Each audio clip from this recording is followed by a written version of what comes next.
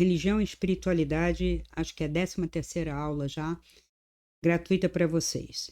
Então, vamos continuar no processo de definição, né? Escrutinando o mais que a gente puder as palavras, os termos, para encontrar um caminho cada vez mais puro e verdadeiro para essa espiritualidade. Então, toda religião, como eu já disse, sistema, uma caixa, né? Ela encerra, algumas encerram uma luz, outras nem tanto, mas são sistemas. Esses sistemas são caracterizados pelos ismos: cristianismo, judaísmo, islamismo, marxismo, capitalismo, socialismo, comunismo, tudo é a mesma raiz, quer dizer, o mesmo sufixo, né? A mesma ideia de formação, né? Nesse sentido que eu quis dizer. Então, ismo, toda vez que você coloca um ismo, você coloca uma doutrina. Doutrina. O que é doutrinar? Vamos ver isso. Uma teoria, um sistema. Quando eu falo doutrina, eu estou impondo um conjunto de saberes, ideologias, ideias, um conjunto também de práticas em que eu condiciono. Doutrinar alguém é domesticar, né? Condicionar. Isso não tem nada a ver com liberdade, tem a ver com modelagem. Então, todo ismo é uma escola que modela o ser humano. O que está modelando? É o ser humano, não é o cão, não é o gato, né? A doutrinação do cão você ainda consegue, do gato bem menos, e animais que você nem consegue. O ser humano pode, por causa do seu sistema neurocognitivo, que é facilmente moldável, é plástico, tanto para moldar, condicionar, afetar, marcar, quanto para o contrário. Eu quero retirar, posso. Eu quero desprogramar, posso. Descondicionar, posso. Porque essa maleabilidade me permite esta liberdade de ação, de atuação. Então, não é porque a pessoa entrou numa doutrina que ela não possa sair. Isso é muito de uma crítica humana bem baixa. Ele era marxista na juventude, agora está virando um liberalista, um não sei o quê, sabe? Isto porque não aceitamos as mudanças das pessoas, porque não queremos as mudanças na sociedade, porque não queremos mudança alguma. Idealizamos um mundo fixo, estável, e não tem nada a ver com a vida, com a existência, com nada. Você não consegue parar seu corpo de envelhecer. São muitas e muitas as falácias e as mentiras que são vendidas. Elixir da longa vida, agora nós descobrimos, agora tem a pílula não sei o quê, agora tem um remédio para você não enrugar, para você não envelhecer, para você não oxidar. E a própria pessoa, às vezes, que está anunciando, está lá com os cabelos brancos, as rugas aparecendo. Ele pode ter um pouco mais de saúde, disposição, sim, mas há um processo, né, que não conseguimos impedir. Fica um pouco mais, se começar cedo, ou um pouco menos, se tiver começado tardiamente, né? Então fala assim, telômeros, telomerase, agora eu vou trabalhar com os telômeros, agora vocês vão ver, tem uma alquimia aqui que vai estimular a telomerase e você não vai envelhecer, ou vai envelhecer pouquinho, ou vai reverter o processo de envelhecimento. Isso é mais velho que o mundo, tá? Então, bem antes dos alquimistas, já se vendia isso. No Egito Antigo, você vai encontrar referências numa alquimia bem anterior a Cristo, anterior a Moisés, você vai encontrar isso, como no Oriente. Então, o homem, ele se volta para a matéria para parar o envelhecimento, para cessar esse processo, porque ele não aceita mudanças. E onde ele consegue atuar, ele tenta. Ele não consegue na natureza, a natureza está lá. Cresce, evolui, vai, chega ao auge, morre. Né? A natureza, dependendo da estrutura, né, dessa natureza, né? Uma rocha fica, mas também modifica, você que não vê. Né? Daqui a 200 anos, se alguém ficou tirando as fotos, vai ver essa erosão também, uma mudança ali. É chuva, é o vento, né? O ar, o processo mesmo, né? O processo de formação do solo. Uma sequoia, a gente pode dizer que é uma árvore centenária, talvez milenar, mas ela tem a sua idade e ela vai decair em algum momento, né? Há outras, como as flores miúdas, né? Um amor perfeito, uma 11 horas, uma rosa, ela nasce, tem aquele seu florescer e fenece. E você não consegue segurar. Então, a vida é isso. Não tem que segurar. Então, por que eu estou dizendo isso? Porque a doutrinação visa a estabilização, a continuidade daquele ser, numa só filosofia, numa só ideologia, num só comportamento, numa prática ad eternum enquanto estiver aqui. Que depois é depois. E a maior parte desses ismos não considera o depois, com raríssimas exceções. Tá? Ou um depois estático também. Você morre, alguns dizem morre e acabou, e outros vão dizer morre e fica lá num lugar que ninguém sabe aonde, no Vale dos Mortos, no Mundo dos Mortos, no Hades, no Inferno, no Purgatório, no Umbral. Os nomes são vários, esperando a mudança daquele estado, que só virá quando se instituir um novo mundo. Que novo mundo? Uma nova terra? Esse mundo todo, né? Esse planeta inteiro vai se extinguir e formar um novo? Vai ter uma transformação, vão matar tudo, destruir tudo, limpar tudo, e aí aqueles que estão lá esperando voltarão, virão, né? É incompreensível todo esse processo, porque ele é muito fantasioso e idealista, ou ideológico. Idealista quando eu idealizo alguma coisa, ideológico quando eu já estou forçando um discurso e uma prática no sentido daquelas ideias. Então a doutrina está dentro da religião, que é o ismo. Então você está modelando aquela pessoa. Ela vai, desde que ela começou no seu batizado, né, quando ela começa a ficar grandinha, vamos dizer, dentro da Igreja Católica, né, dando um exemplo, é só fazer a extensão para os outros ismos, né, do catolicismo para outros, né, protestantismos e outros ismos.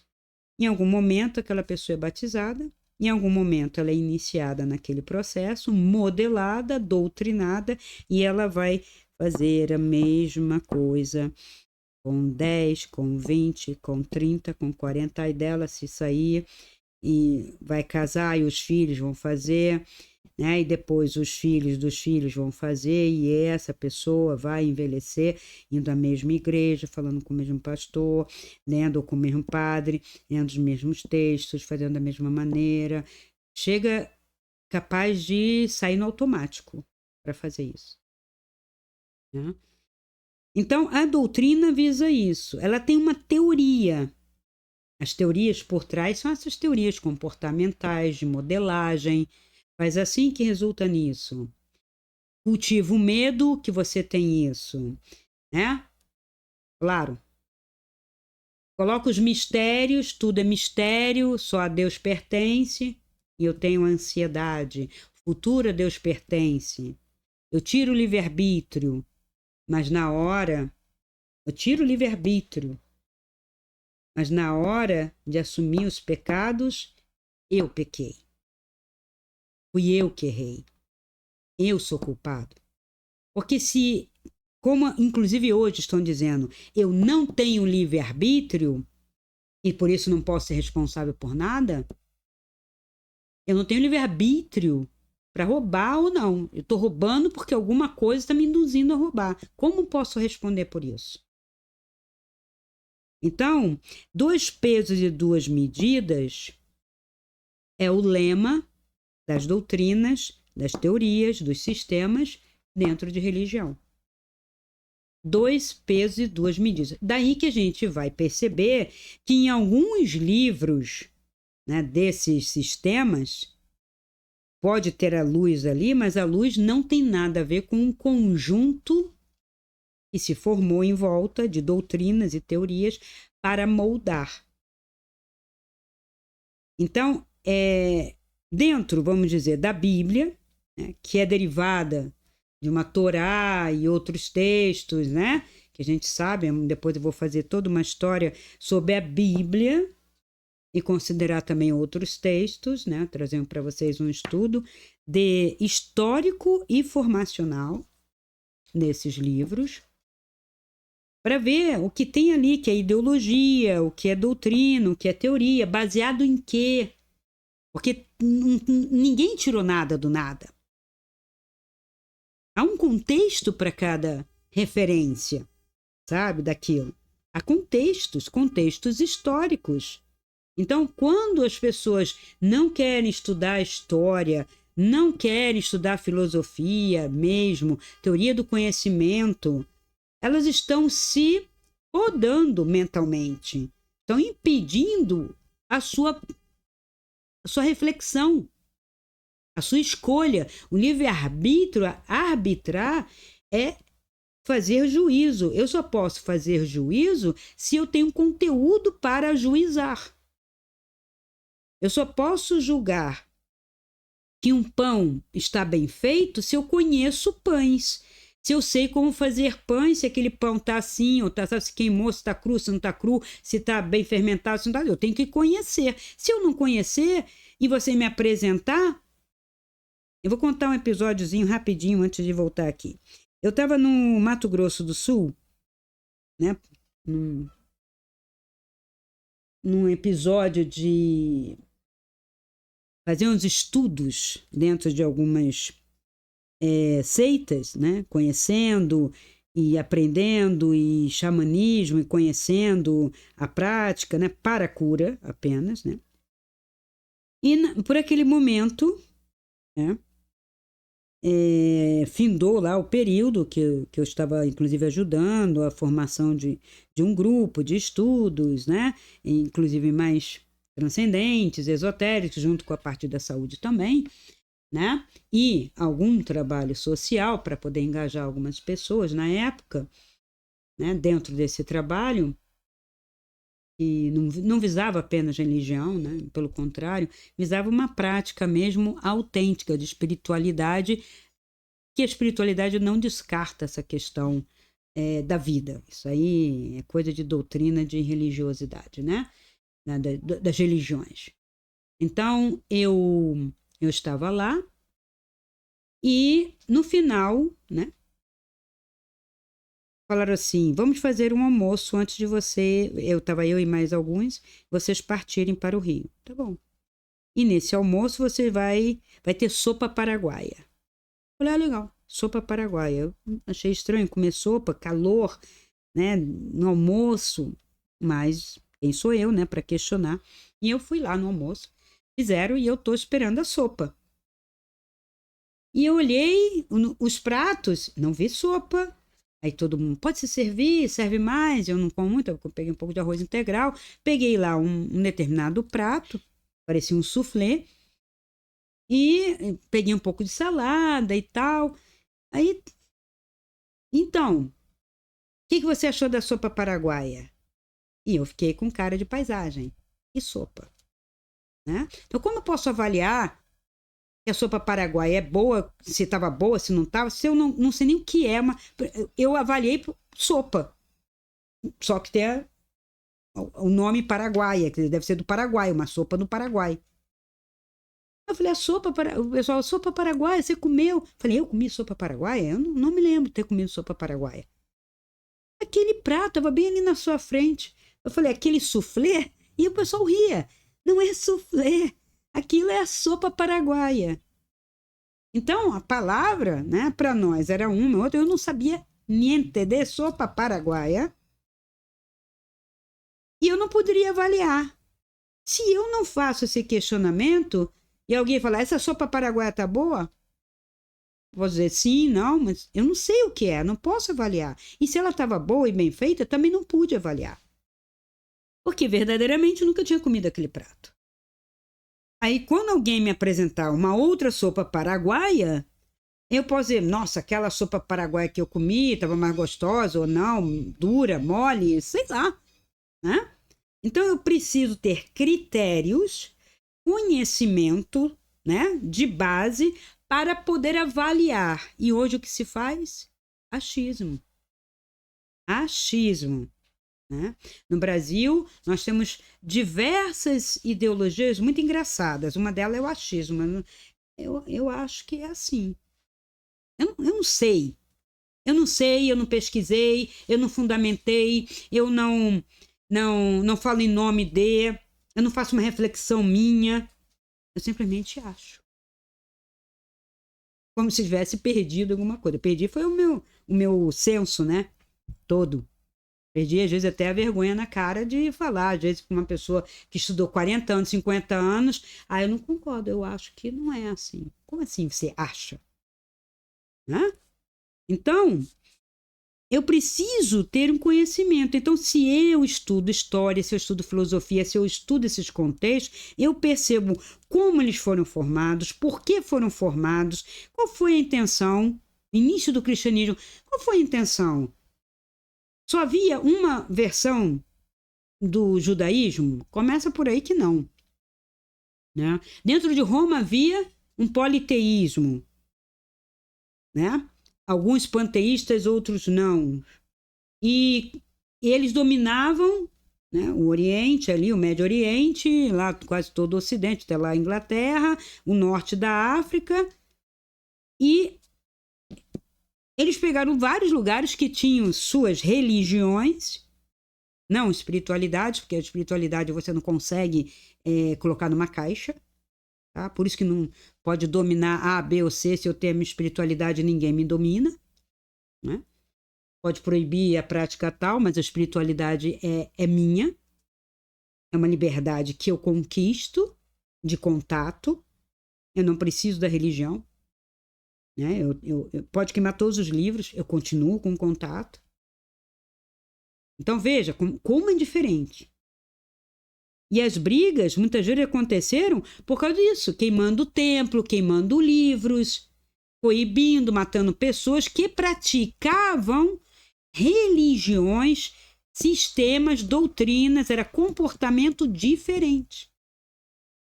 E isso teve a história da humanidade sobre essa ótica é fantástica, né?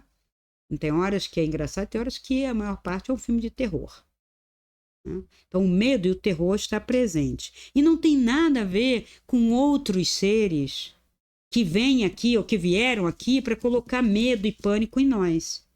Nós fazemos isso. Nós, seres humanos, tocam o terror, né? Provocam o pânico. E vem que o resultado é favorável para aquelas intenções. A intenção básica dessa religião, dessas doutrinas, dessas teorias é poder. Por que eu faço? Crio também uma seita, né? A seita vai entrar aqui. As seitas. Seitas vão entrar aqui. Filosofias, nem tanto. Então, vamos diferenciar. A filosofia, ela vai estar mais para uma espiritualidade, ela permite, às vezes, um questionamento, uma limpeza, né? Uma mexida em todo esse processo mental para alcançar um caminho de espiritualidade, e a seita não. E a seita é uma religião pequena, fechada, também. É um pedaço de uma religião. É uma parte. Ou uma criação pequena, é uma seita. Então a gente tem seitas orientais, seitas esotéricas, né? Tem seitas ocidentais. Então tudo que eu crio, grupinhos com um comportamento que eu doutrino, que eu afirmo que é somente dessa maneira e eu tenho uma seita que vai fazer o mesmo papel da religião e há que perceber o poder ali. Que poder? Gente, o dinheiro é o de menos. Vocês só se preocupam com a questão de porque vai cobrar, não vai cobrar. Isso é o de menos. O poder é de eu ter seguidores e a minha vaidade ser alimentada neste falso poder, mas que para mim é um poder, porque pessoas seguirão a mim como se eu fosse um líder religioso, um avatar, um iniciado, um iluminado. Não importa se sim ou se não, já vesti essa máscara e essa máscara vai me acompanhar e as pessoas vão comprar essa máscara, né?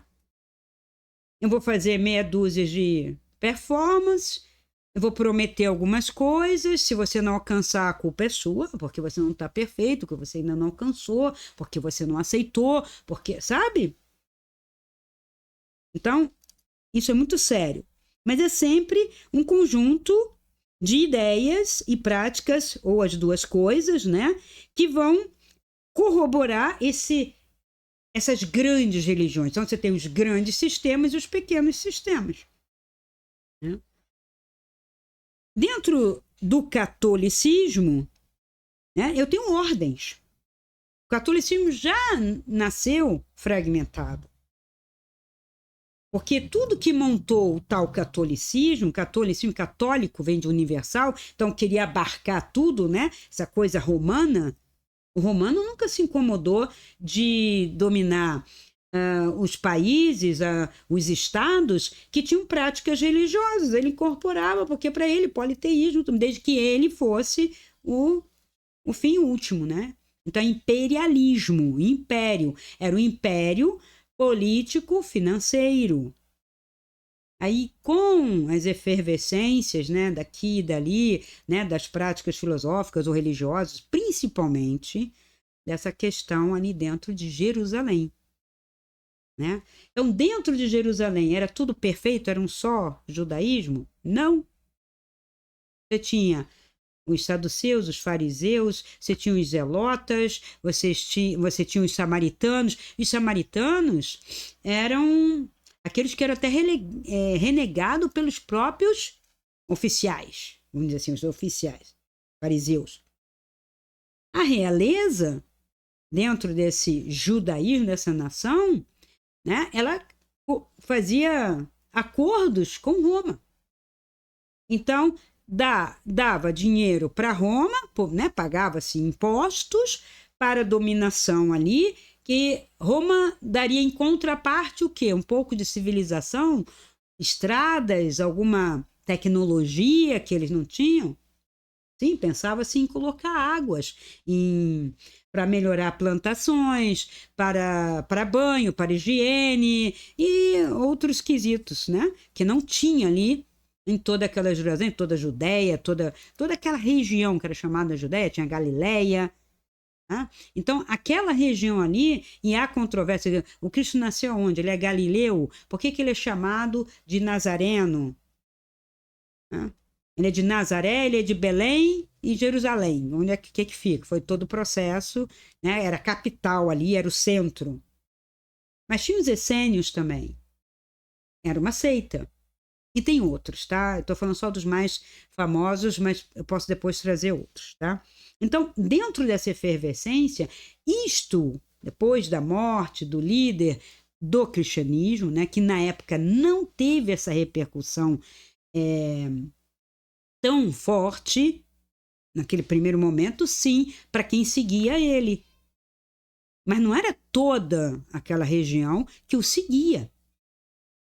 Houve realmente um embate com Herodes, houve realmente um embate com os fariseus, houve um julgamento, mas tanto quanto, veja, Barrabás jamais seria lembrado em toda a história se não tivesse sido partícipe desse julgamento.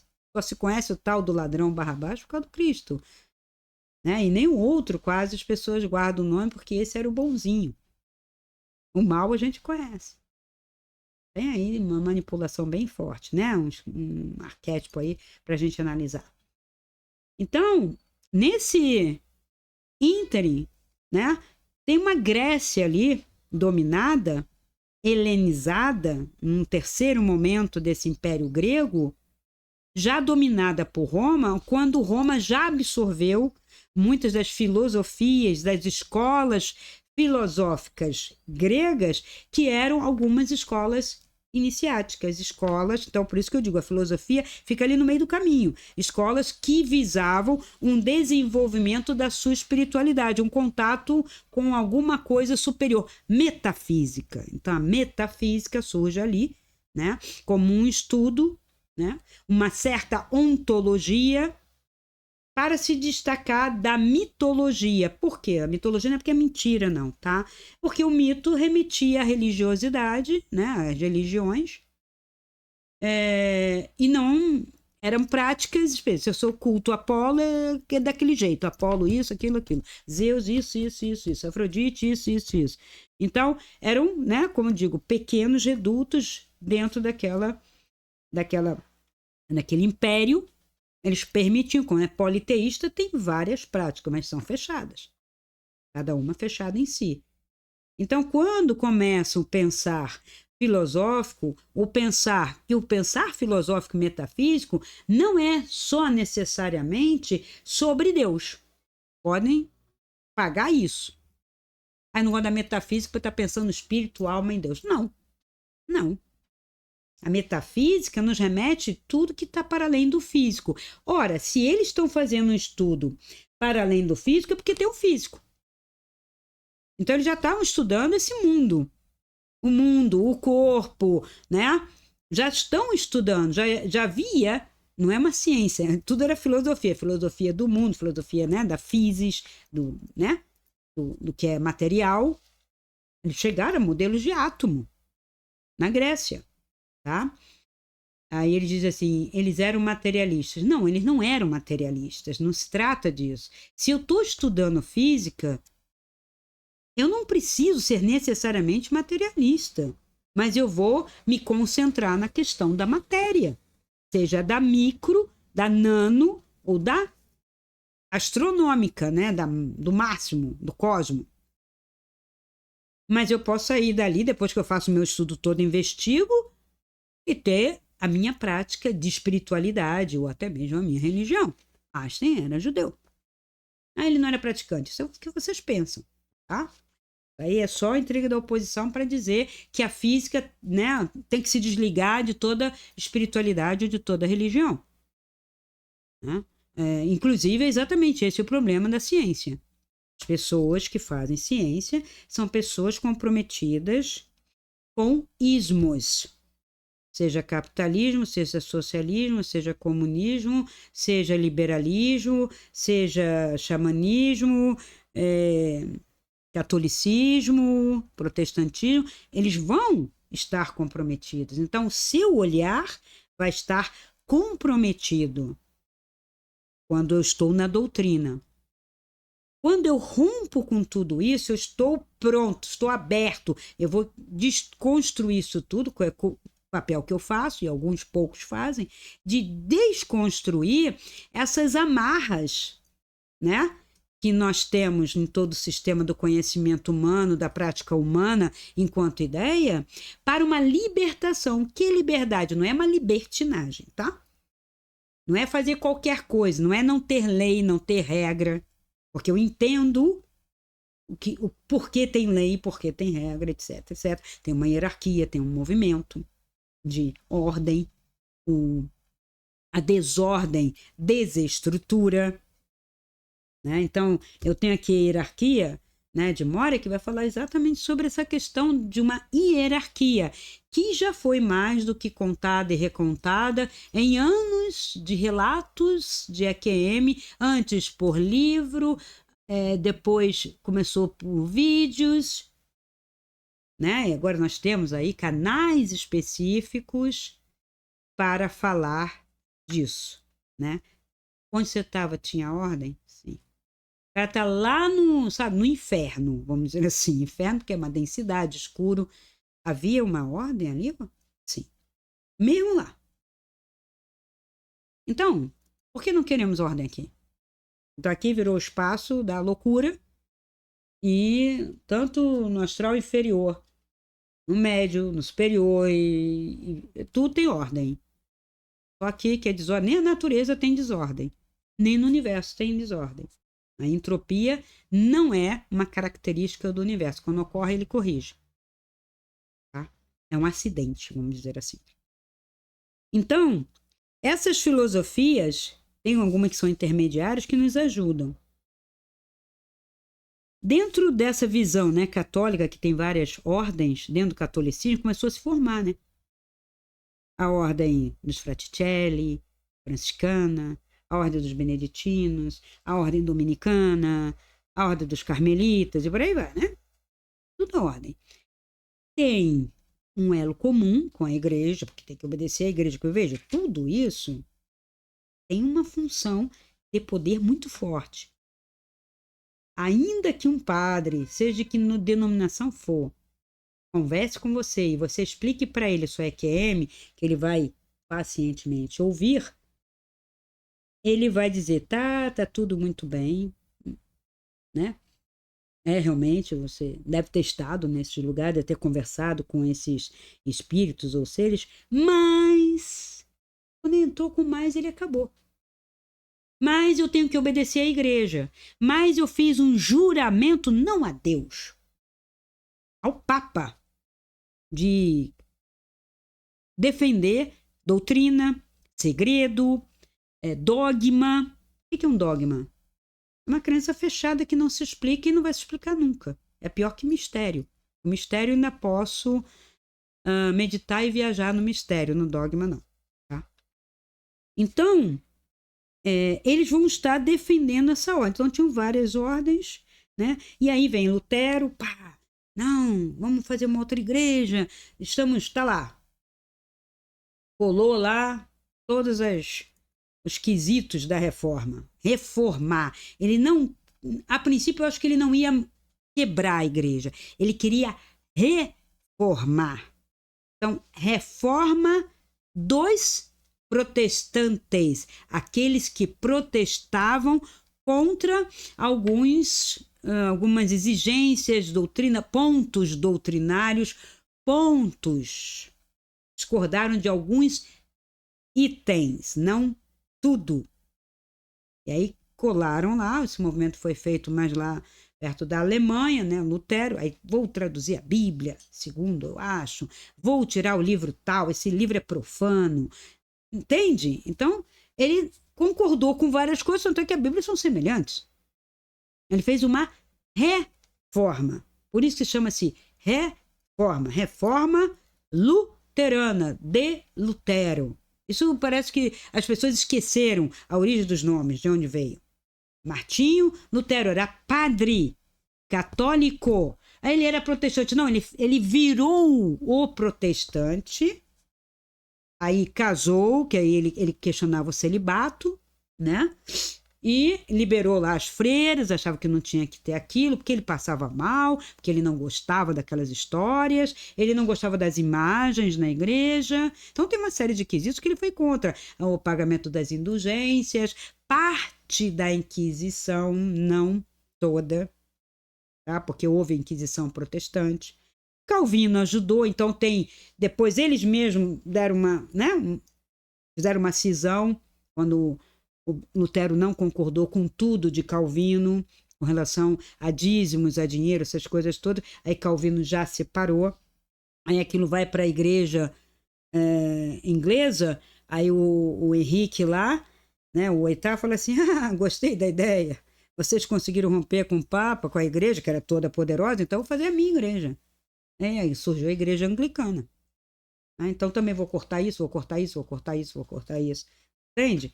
Então começou, a partir dessa idade moderna, né, que é 1600, esse movimento de vamos quebrar, vamos fazer a minha. Mas tá lá Cristianismo, ismo. Não era judaísmo, mas no judaísmo também estavam acontecendo os movimentos. É que a gente não estuda, mas eles estudam, né? E depois, no Islã, vamos dizer que é um pouquinho mais fechado, mas também tem suas correntes, suas visões mais abertas, menos abertas, né? Mas não chega, acho que é acho, tá? Teria que falar muito propriamente com alguém que conhece essa história de dentro, não por fora, de dentro, de preferência de dentro, né? Então, depois do protestantismo, você tem as igrejas que surgiram, né? Que eram protestantes, aí começa a surgir as igrejas pentecostais. O que é isso? Elas estão valorizando não um Cristo morto, mas o Cristo que ressurgiu, né? Que prometeu que ressurgiria dos mortos 3 dias depois, e ele deixou o quê? O Pentecostes. Que é Pentecostes? É um batismo de fogo, é o conhecimento, é a iluminação, é o Consolador. Então, essas igrejas pentecostais, que começaram a surgir várias, vocês devem conhecer, que são, por exemplo, a Batista, a Igreja Batista, né? Que é o batismo do fogo, aí tem a Batista, depois a Batista queimada, aí começa, né? Aí tem várias denominações. Você tem também, depois desse período, né? De pentecostais, protestantes, mas não mais luterana, mais pentecostal, e depois as neopentecostais que surgiram no movimento em oposição ou junto com a renovação carismática que tenta imitar o movimento pentecostal protestante. Então tem que ter um movimento pentecostal dentro da Igreja Católica, que é a renovação carismática, o carisma que veio com o Pentecoste, o batismo de fogo, falar em línguas, que eu não vou entrar aqui nas explicações dessas coisas, porque tem muitas possibilidades e variações, que tem gente que acha que é loucura, outra gente, não, realmente procede, é uma língua antiga, claro que não. Tem gente que diz que é a língua do Espírito Santo. Então tem coisas que para uns pode considerar até blasfêmia, vai ter gente se rasgando aí, dizendo, ela está falando, o Espírito Santo, sabe? Isso tudo são narrativas humanas que estão em jogo aí. Porque eu estou na linha da religião, os ismos, tá? E no lado oriental, aí o pessoal vai lá, vamos para o Oriente tem espiritualidade, vamos buscar as religiões do Oriente. Tá, mas tem umas que também são fechadas, bastante. Tá? O hinduísmo tem a sua prática fechada. É politeísta, mas é fechado. Tem que fazer assim, tem que fazer assim. O jainismo tem que fazer assim, tem que fazer assim, né? Tem as pessoas que seguem Shiva, tem as pessoas que seguem Vishnu, né? Que são deuses. Aí tem uma parte fechada e tem as partes um pouco mais abertas. A yoga não se propõe a ser uma religião. E o budismo? Cristina, Buda, né, um ser, né, que fez todo um processo de espiritualidade, de busca, era um príncipe, Siddhartha. Foi ele que fundou o budismo? Não. Da mesma maneira que não foi o Cristo que fundou o cristianismo. Jesus, Yoshua. Não fundou. Nem jesuísmo, nem yoshismo, nem muito menos o cristianismo, porque ele também não se denominou Cristo. Quem denominou foram os outros. Cristo, porque, pelo que eu estava falando, como a dominação romana pegava também a Grécia, né?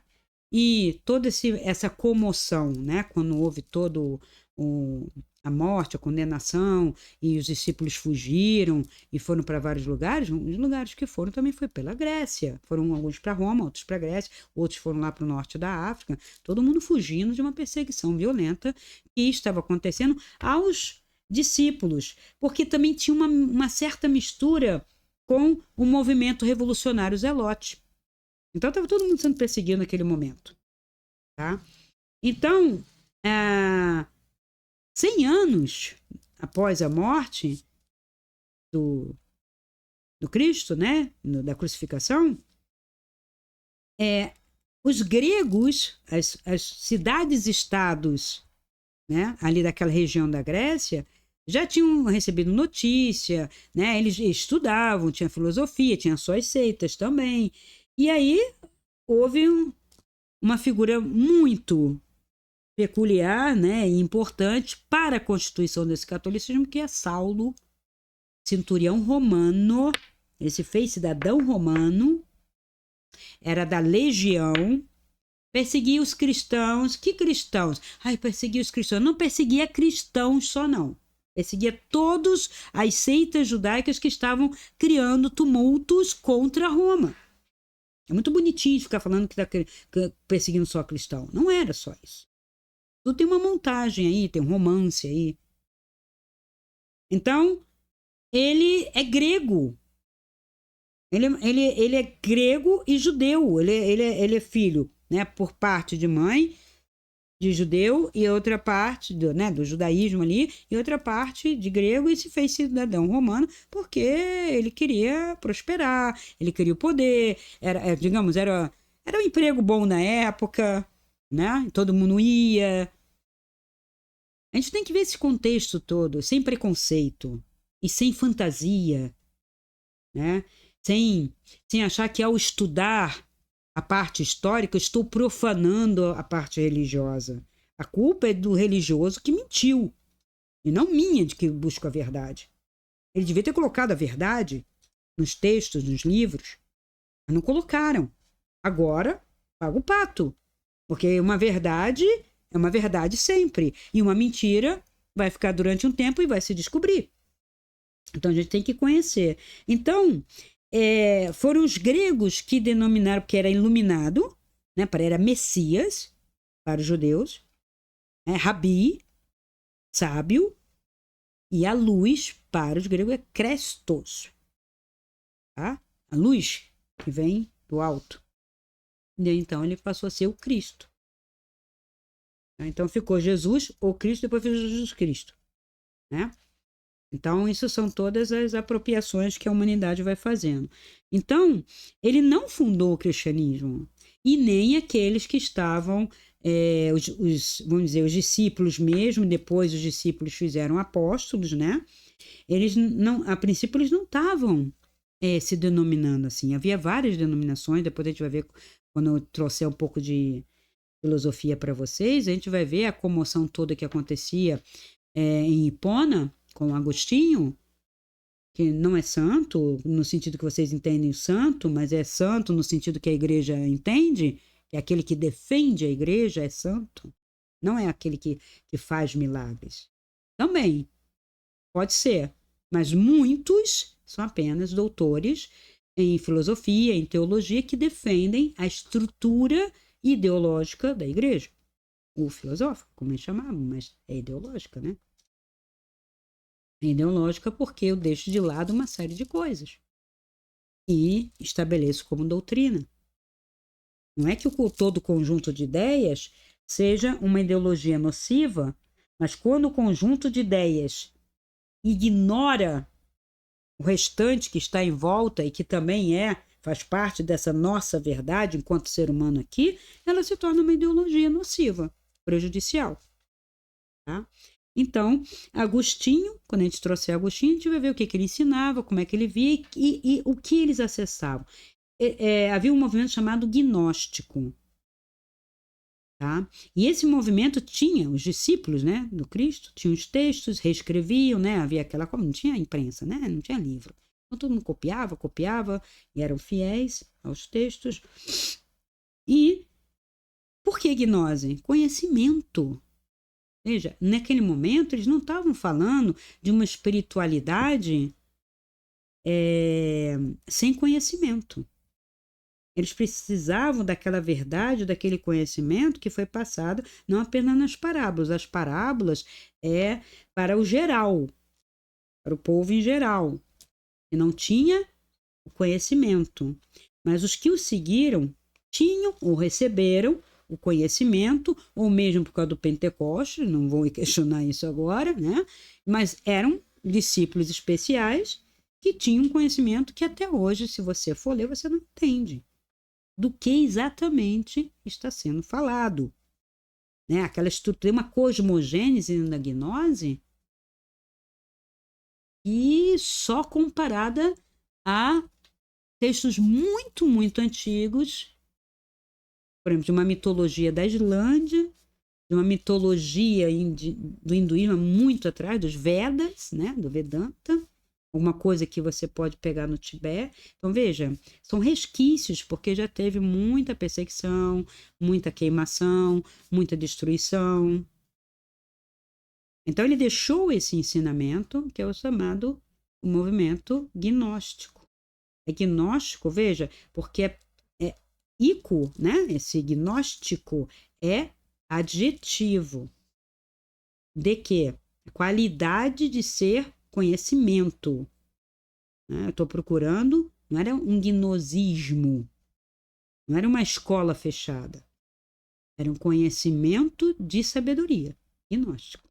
Então, de sabedoria faz o adjetivo gnóstico. Tá? Então, é muito importante estudar a língua também portuguesa, ou a língua que você tiver, para você poder pensar. Você não consegue pensar sem língua, tá? Então, vamos lá voltar para os textos, estudar adjetivo, advérbio, sabe? Formação de palavras, sufixos, prefixos, etimologia, né? Para a gente poder pensar. Como é que eu vou pensar se eu não conheço o vocabulário? Vou pensar com o quê? Eu não vou pensar, né? Eu vou reproduzir. É papagaio. Como está hoje o eco. Papagaio, qual é, direto.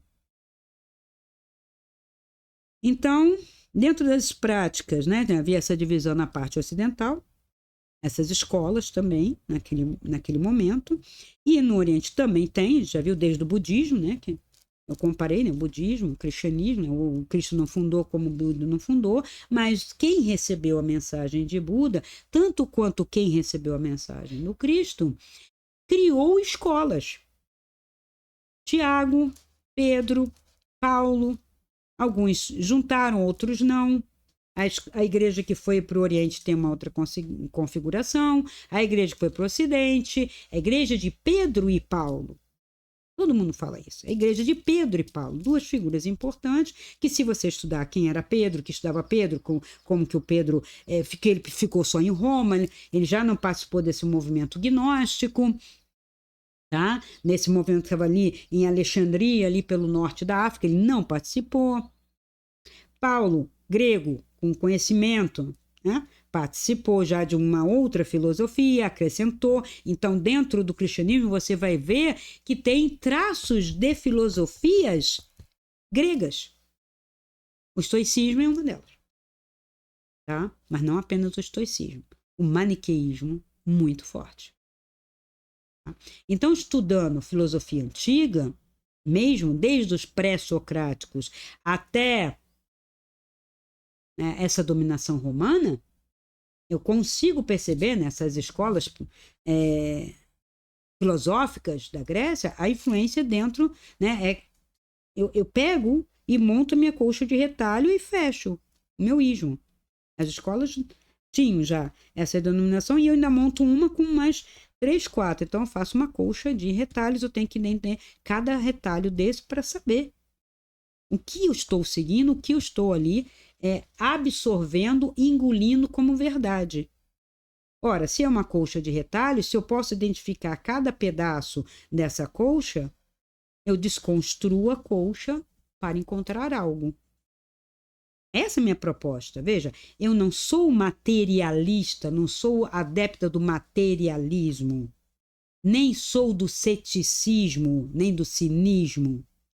Estou fazendo um processo pela teoria do conhecimento estruturalista, linguístico, para aprofundar os conceitos, para desconstruirmos toda a falácia e mentira dentro destas caixas, destes livros, destes ismos, para o caminho de espiritualidade. Então, agora, pegando espiritualidade, termina em idade. Tudo que termina em idade é substantivo abstrato. É uma qualidade, é um estado, é uma condição. Agora mudou? Conseguiram entender? Agora mudou radicalmente. Uma doutrina fechada, comportamental, limitada, não pode mudar. No outro, eu tenho uma qualidade. Eu tenho um estado de ser, uma condição. Espiritualidade nesse sentido. Por isso que eu digo, ali, você começando um caminho na direção de adquirir esse estado, eu vou caminhar na direção da luz. De uma luz. Do espírito, vamos dizer assim. Espírito enquanto luz e não enquanto todo mundo que é morto. Que essa palavra espírito, eu já disse lá no início, ela foi denominada como tudo aquilo que não era material. Então, assim, se eu posso fazer um caminho de espiritualidade indo para o astral inferior, dentro desse conceito do espiritismo, posso, né? Mas não é, né? Não é. Eu estou vendo o espírito como uma emanação para além da consciência, que está além porque eu estou aqui e tenho que ir para lá, porque esse espírito é que veio descendo, formou a consciência, da consciência é o meu mental, o meu emocional e o meu físico. A energia maior cria a matéria, e não o contrário, como alguns materialistas querem fazer você acreditar. Né? O pessoal aí tem um pessoal da nova consciência, ligado à ciência, dizendo que a consciência é um epifenômeno cerebral, ou seja, eu tenho um cérebro e aí eu tenho a consciência. Então, enquanto a criatura não morrer, ele não vai perceber. Porque na experiência de quase morte, ele vai dizer, mas foi quase e não morreu. Quando ele morrer, ele não vai ter mais cérebro, então não vai ter mais consciência. É o que eles dizem. Total. Então não tem. E ainda citam Descartes e eu vou trazer isso para vocês. Tá? Então, por exemplo, os Mormons. É uma seita. Um catolicismo bem, né, derivado do protestantismo, um braço do pentecostal e Joseph Smith, que viu Deus Pai, Deus Filho e Deus Espírito Santo, e tem um livro de doutrina e tal, Jesus Cristo dos Santos dos Últimos Dias. Aí as denominações são bem criativas, vamos dizer assim, das igrejas. E essas seitas, que quando o pessoal começou a ir para o Oriente e Índia, né? Oriente e China, alguma coisa, mas não tanto, principalmente quando o pessoal começou a buscar, a China já estava fazendo uma revolução anti-espiritualidade, então muita coisa ficou fechada, tá? E dentro do Japão, um Japão que tinha, ou tem ainda, né, algumas práticas, não só do budismo, né? Pegou um desses brahmanes, né? O budismo vai impregnando ali o Oriente e vai indo junto, né? Como é uma filosofia de uma pessoa que se iluminou, né? Tem um conjunto de práticas para uma iniciação, né? Às vezes elas são um pouco mais abertas, às vezes um pouco mais fechadas e você não consegue nada. Se fosse assim, todo mundo que entrasse no mosteiro budista estava todo mundo cheio de luz. E não é bem assim. Inclusive tem violência, tem uma série de brigas, tem uma série de problemas há muito tempo dentro desses lugares, tá? E outras coisas no pós-guerra começaram a surgir de um Japão quebrado, de um Japão que foi questionado, que foi destruído na sua constituição, enquanto filosofia, né? Enquanto o Shinto, né? O shintoísmo é uma das religiões bem antigas e bem fortes no Japão. Aí depois da Segunda Guerra surgiram diversas seitas, né? Entre elas, por exemplo, a Seisho no I. O próprio Reiki, o Reiki original, ele surgiu da mesma maneira, que tem mais ou menos uma doutrina semelhante da Seisho no I. Aí tem o culto da ancestralidade, porque não acredita em reencarnação, né? Você veio lá do tataravô e ninguém muda, só nasce ali, então é teu ancestral.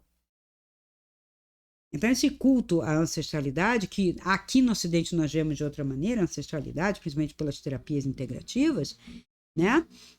Não é para ser aquele culto que você fica preso ali. E imposição de mãos, energia, luz, tal, tentando. Mas eu tenho que ser. Aí umas dizem que eu tenho que ser canal, outros dizem que não, que a luz é minha. Como é que é isso?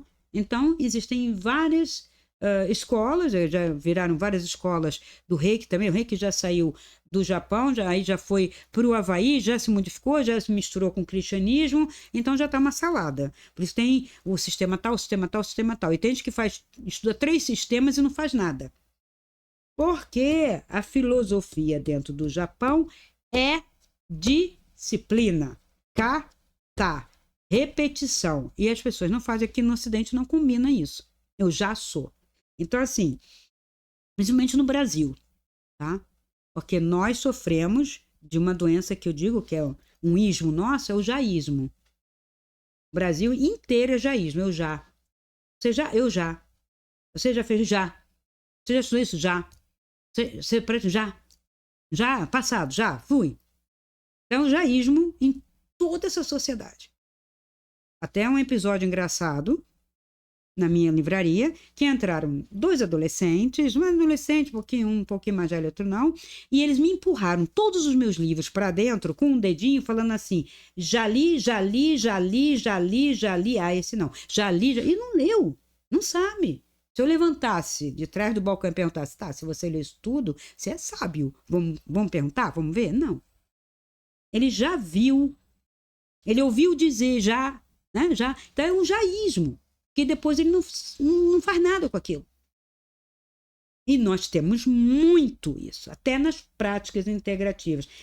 Eu sou terapeuta, tá? Eu já isso, mas peraí, tudo isso, você fez 5 e não se aprofundou em nenhuma, mas já, e não faz nada com aquilo, não se cura, não cura o outro, e aí o que eu faço? Jogo tudo isso fora e pego uma só para poder aprofundar, para ver que onde está o problema, né? Então, assim, trazendo um pouco de filosofia, né? Uma das coisas para contestar, que todo mundo diz que foi o Descartes que começou com toda a mentireba, né? Penso, logo existo. Eu fico pensando assim, todo mundo faz a sua vida, a sua existência inteira baseado no seu mental.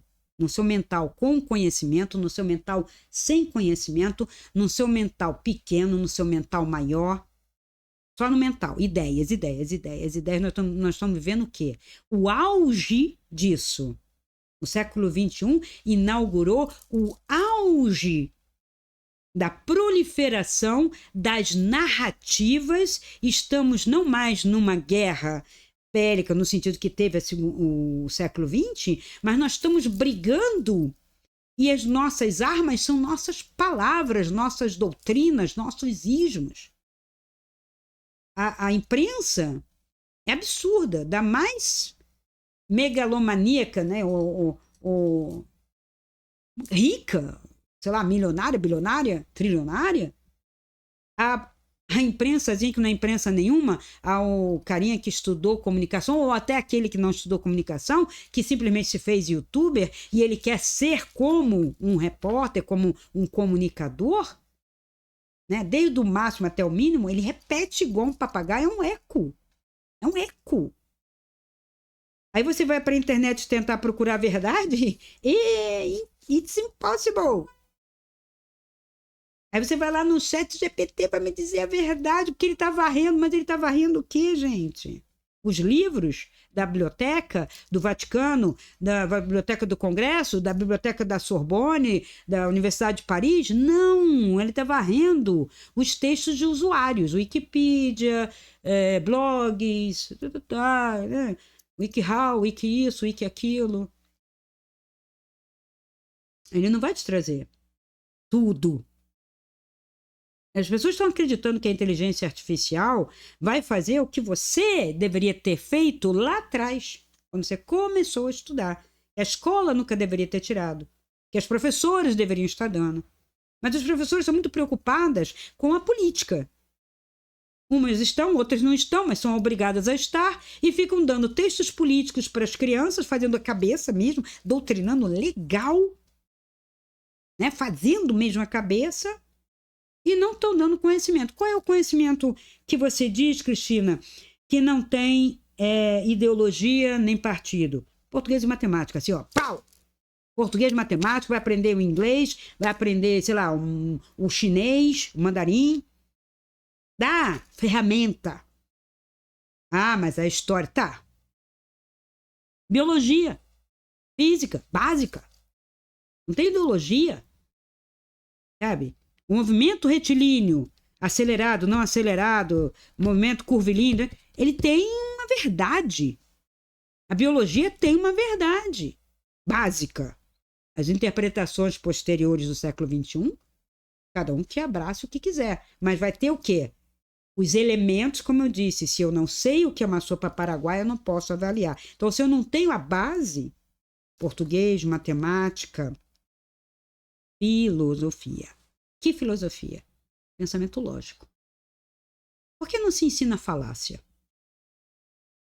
Né? Olha lá o Protágoras, né?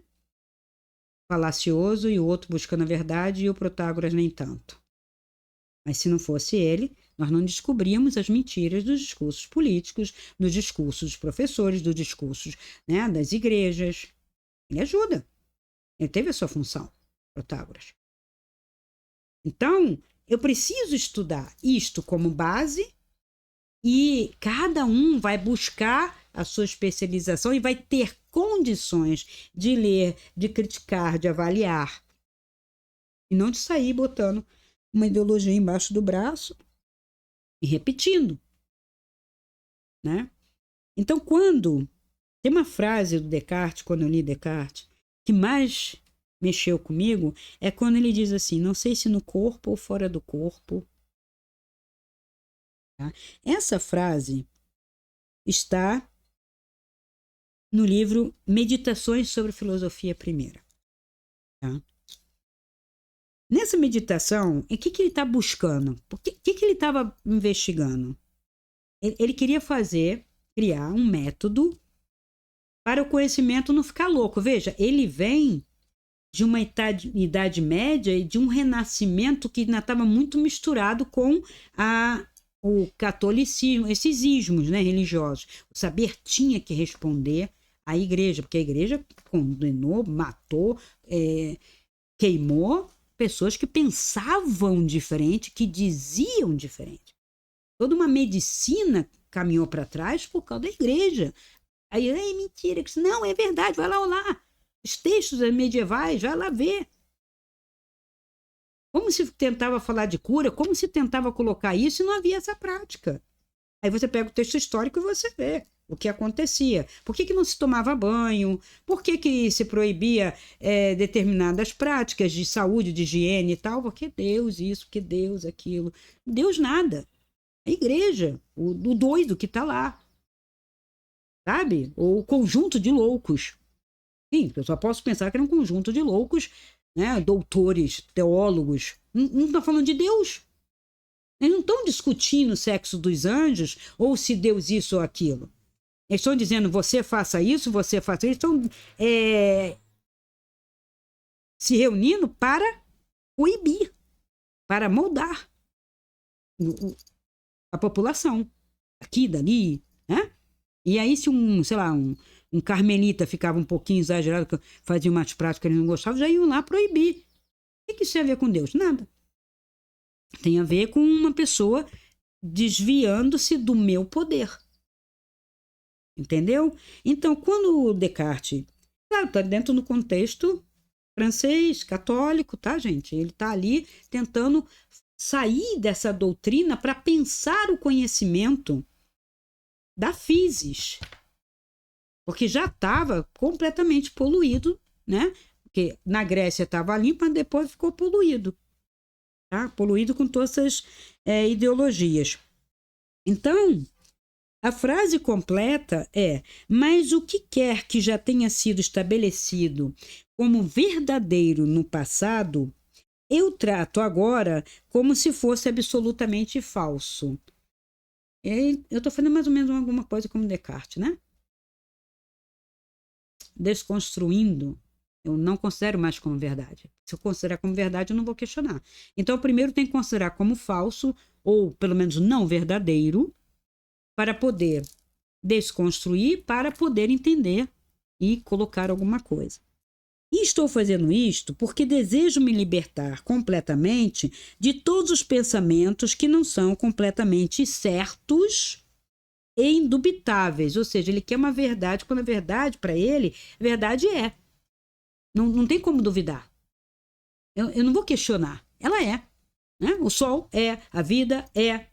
Né? As outras coisas são interpretações minhas, mas não estou mexendo no conceito de vida. Tá?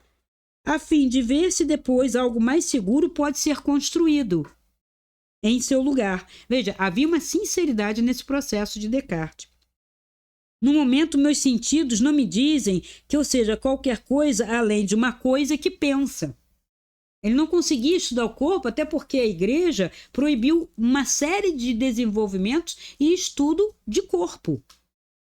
Então, quem sou eu? Eu não sou o corpo. Isso aí ele já tinha eliminado. Não vou estudar, não dá para estudar, mas eu sei que eu não sou. Mas eu sou uma coisa que pensa, porque ele percebeu este pensar dele. E não é possível que tudo que se refere a uma coisa que pensa seja falso. Ou seja, eu não posso dizer que todo meu pensamento, meu questionamento é falso, porque, gente, a igreja dizia que era. Não pode ler Descartes fora do seu contexto histórico. Portanto, após pensar nisso por um tempo, estou concluindo que esta declaração eu sou, eu existo, ele não disse logo existo. Isso foi colocado depois. Eu sou, né? Ele estava sabendo que ele era. Eu existo, estou existindo aqui.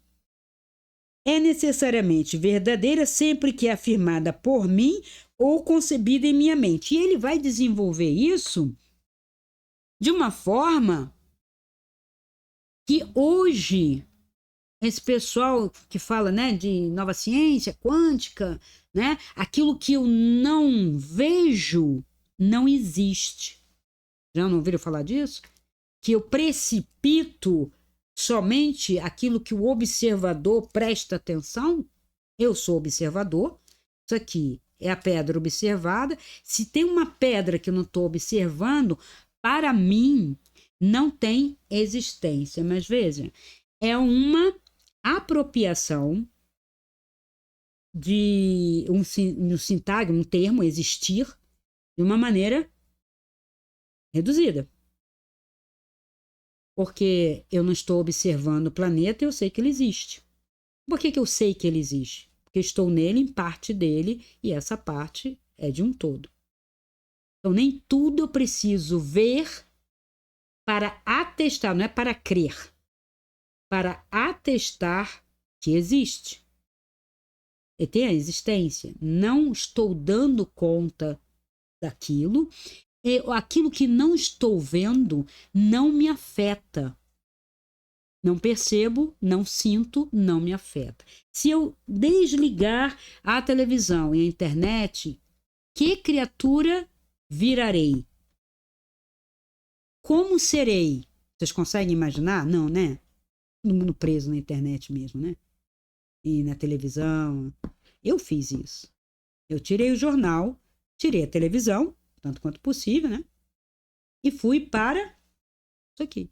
Isto aqui me deu consciência e percepção que eu não precisava de estar preso àquelas, né, versões da existência para saber o que estava acontecendo.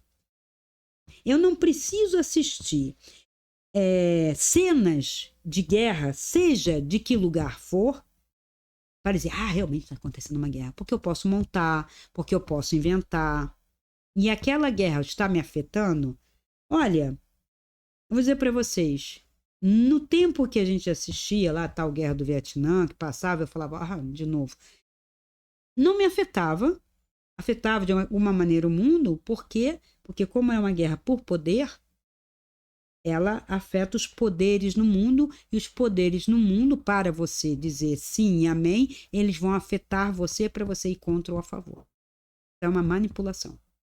Claro que quem está no olho do furacão, ali, está pior. O pessoal da Coreia estava pior, o pessoal do Vietnã, foi um horror. Então, quem ficou ali no olho do furacão, matou, esfolou, morreu, ficou despedaçado, né? Mas as pessoas em volta foram afetadas pelas manipulações dos interesses que fizeram aquela guerra, dos países que apoiaram aquilo, como hoje. Leite sobe, leite desce. Queijo sobe, queijo desce. Gás sobe, gás desce. Ah, mas é lá. Estamos todos conectados. Essa é a desculpa. Mas eu não pego gás de lá, o que eu produzo gás, não interessa. Gás subiu. É a guerra. Vocês têm que pensar com a cabeça de vocês e parar de sair reproduzindo. Deixa a galera que ganha dinheiro com isso reproduzir. É o papel deles serem eco, papagaio. Eles ganham para isso. Fizeram faculdade disso. Né? E você não fez. Então você não precisa comprar isso. Nem precisa aceitar. Mas vai afetar porque você vai chegar no supermercado e vai falar assim, nossa, eu vou ter que parar de tomar leite ou de fazer bolo, sei lá, ou fazer outra coisa, né? Vou tomar Coca-Cola. A Coca-Cola nunca afeta, né? Interessante isso, né? Então vocês têm que começar a pensar o que afeta, o que não afeta, por que afeta, por que afeta o laticínio, por que não afeta a Coca-Cola, o açúcar. Entendeu? Vai pensando aí. Vai pensando que você chega em algum lugar. Então, Descartes não é responsável por nada do materialismo. Ele estava investigando um método para conhecer. E o método dele é muito interessante para você se debruçar e desconstruir e conhecer alguma coisa. E ele disse, não sei se no corpo, fora do corpo, porque eu digo para vocês que essa coisa de estar fora do corpo, quando eu fizer o meu outro vídeo de projeção astral, eu vou falar sobre isso. Muito mais comum do que vocês pensam. A igreja tentou de toda maneira coibir. É coisa do demônio. Veja, ela não disse que não existia. Ela disse que era demoníaco. Que era para não fazer. Doutrina. Tá? Então, eu vou encerrar agora. Eu tinha até mais coisa para falar, mas vou dar uma encerrada para vocês digerirem tudo isso. E num próximo Religião e Espiritualidade, eu ainda vou trazer para vocês, eu prometo, e eu fiz aqui todo um conteúdo, para a gente ver a filosofia e a espiritualidade. A filosofia fica aqui no meio. Aqui é religião, doutrina, fechou. Aqui é espiritualidade, um caminho. Mas a filosofia está aqui no meio pensando. Ela nem quer a doutrina e algumas dessas filosofias vão estar abrindo a tua mente para você conseguir fazer um caminho e outras nem tanto. Mas também não estão a favor dessa caixinha que eu falo, dessa coisa fechada, do comportamento, de dominação mesmo, Que a repetição é a dominação. Você não faz mais consciente, você faz o que tem que fazer e porque foi condicionado e está mecanizado. Tá bom? Então, depois eu vou fazer filosofia, trazendo esse lado da filosofia dentro de religião e espiritualidade. Então, até o próximo vídeo. Agradeço a atenção de todos. Se esse vídeo ressoa com você, dê o seu like, comente, faça sua pergunta e compartilhe. Assim poderemos alcançar um número maior de pessoas e ajudar o canal a crescer. Essa luz é para todos nós. Ajude-nos a iluminar essa rede.